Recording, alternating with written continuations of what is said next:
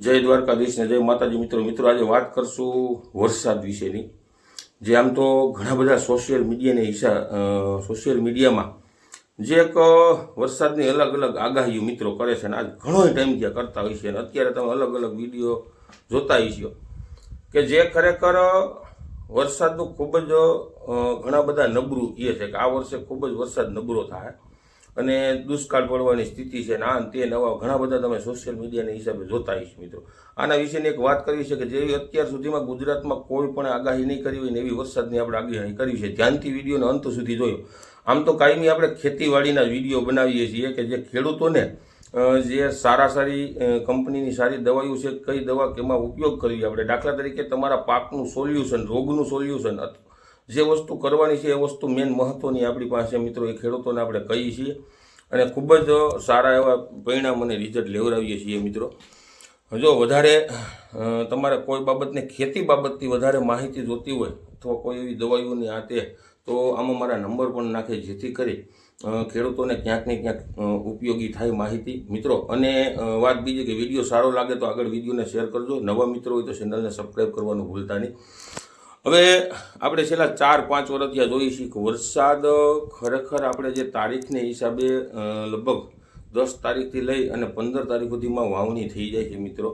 અને આ વખતે થોડુંક વરસાદની અંદર લેટ છે કે આજે દાખલા તરીકે 21 તારીખ થઈ ગઈ છે અને છતાં હજી વરસાદ વાવણી લાયક આપણે જનરલ નથી અને ઘણા બધા આગાહીઓ કરે છે કે આ વર્ષે વરસાદ નબળો છે, ફલાણું આમ છે ને ઢીકડું આમ છે। પણ મિત્રો આજ તમને એક વસ્તુ કહેવાની છે કે આપણે દેશી ભાષા જો કોક માથે કાયમી નભી રહેવું ને તો આ રીતે આપણે ખેડૂતો ક્યાંય આગળ નહીં આવીએ કે કોઈ વસ્તુ આપણે કહેવાનો મતલબ છે કે બે પાંદડે નહીં થાય, કારણ કે કોકને આધારે કાયમી નભવું એ વાત ખોટી છે। અલગ અલગ બધાની આગાહીઓ તમે સાંભળજો, ઘણા બધા દાખલા તરીકે કહેવાનો મતલબ એવો છે ગયા વર્ષે દિવાળી માથે ભયંકર માવઠું થયું હતું અને ખેડૂતોને લાખો રૂપિયાની નુકસાની ગઈ હતી।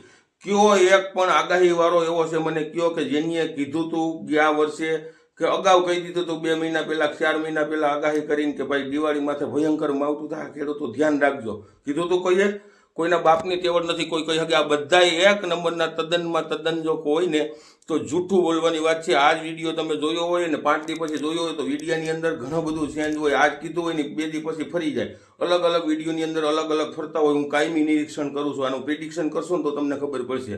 એક દૂર અમારવાના ધંધા છે મિત્રો, હકીકતમાં કુદરતી છે કોઈને ખબર પડતી નથી। વાતાવરણ જે દાખલા તરીકે કહેવાનો જૂનવાણી આપણા જે ભાભાઓ જે જોતા જેનું આપણે કહીએ કે જે કસ અને કાતરા આ બધી થતું ને એના આધારે ટૂંકમાં કહેતા અને એને હિસાબે જે ટૂંકમાં એક એનું ગર્ભધારણ બંધાતું હોય છે ને એ બધી એના આધારે ટૂંકમાં આખી જે ટૂંકમાં જોવાની સ્થિતિ કઈ રીતે જોતા હોય એ ટૂંકમાં એ રીતે આપણે અત્યારે જોઈને તો કહેવાનો મતલબ એવો છે કે કોઈ વરસાદ જે કહેતા હોય મિત્રો, આ પરસોત્તમ મહિનો હતો, તમને બધાને ખબર છે 2 જેઠ મહિના હતા, તારીખને હિસાબે મોડું થવાનું છે। આજ જેઠ મહિનાની 60 સાયતમ થઈ છે મોયલા પખવાડિયાની મિત્રો। જેઠ મહિનોની ટૂંકમાં કહેવાનો મતલબ એવો છે કે જે વાહેલો પખવાડિયું બેહે અને એની અંદર જે વાવણી થાય ને એ દર વર્ષની જેમ આપણે સરખામણી એક દાખલા તરીકે આપણે આવતી આજ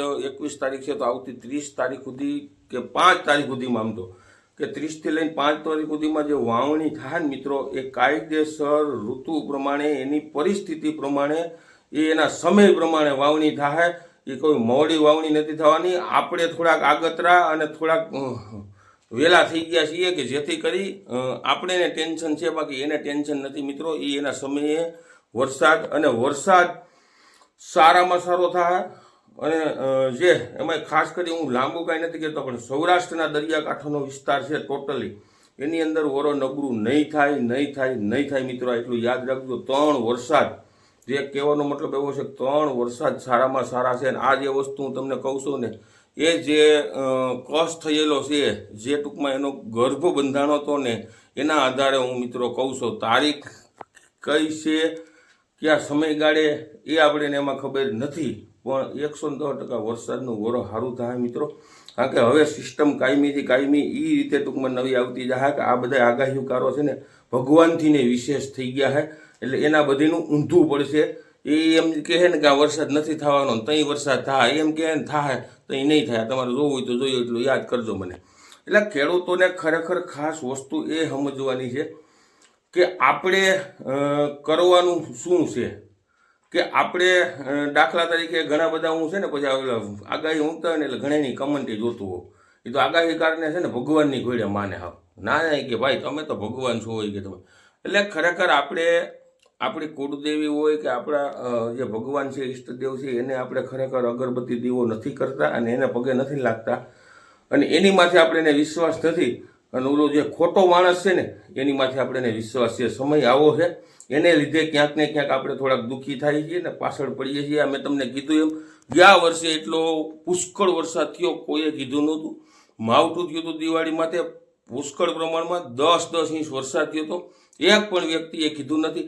અને એ હું તમને કહું જે ગુજરાતનો માસ્ટર માઇન્ડ વ્યક્તિ ગણાય ને એનો મારી પાસે રેકોર્ડિંગ પણ છે, આપણે ખુલાસો નથી કરવો, રેકોર્ડિંગ પણ છે. જ્યારે માવઠું મિત્રો થવાનું હતું ને એને 1 અઠવાડિયાની વાર હતી ને ત્યારે મગફળી મારે ઉપાડવી હતી, ટૂંકમાં ટ્રેક્ટરથી કાઢવી હતી. એટલે મને એવું લાગ્યું કે માવઠું થવાનું છે, કેટલું થાય આપણને ખબર નહોતી પણ એવું લાગ્યું કે માવઠું થવાનું. તો મેં ભાઈને ફોન કરીને પૂછ્યું કે ભાઈ વરસાદની શું પરિસ્થિતિ છે. તો એ પ્રમાણે મગફળી મને કે કાંઈ કોઈ વસ્તુ ભાઈ 15-20 દિવસ છે નહીં, કોઈ વસ્તુ કંઈ થવાની નથી અને તમે માંડવી ઉપાડવી હોય તો ઉપાડી નાખો. અને મેં રેકોર્ડિંગ પણ કર્યું હતું અને મેં 3 વખત એ ભાઈને ફોન કર્યો હતો. મેં માંડવી મારી નહોતી ઉપાડી અને પછી 4-5 દિવસ થયા ને તો ભાઈના વિડીયો ચાલુ થયા હતા, ભયંકર માવઠું થાય ને આમ થાય ને તેમ થાય. મિત્રો ખરેખર કોઈને ખબર પડતી નથી, પડવાની નથી. એટલે ખાસ ખેડૂતોને મારી નમ્ર વિનંતી છે, થોડુંક આપણે આપણી રીતે પ્લાનિંગથી કરો. આપણે શું કરવું છે.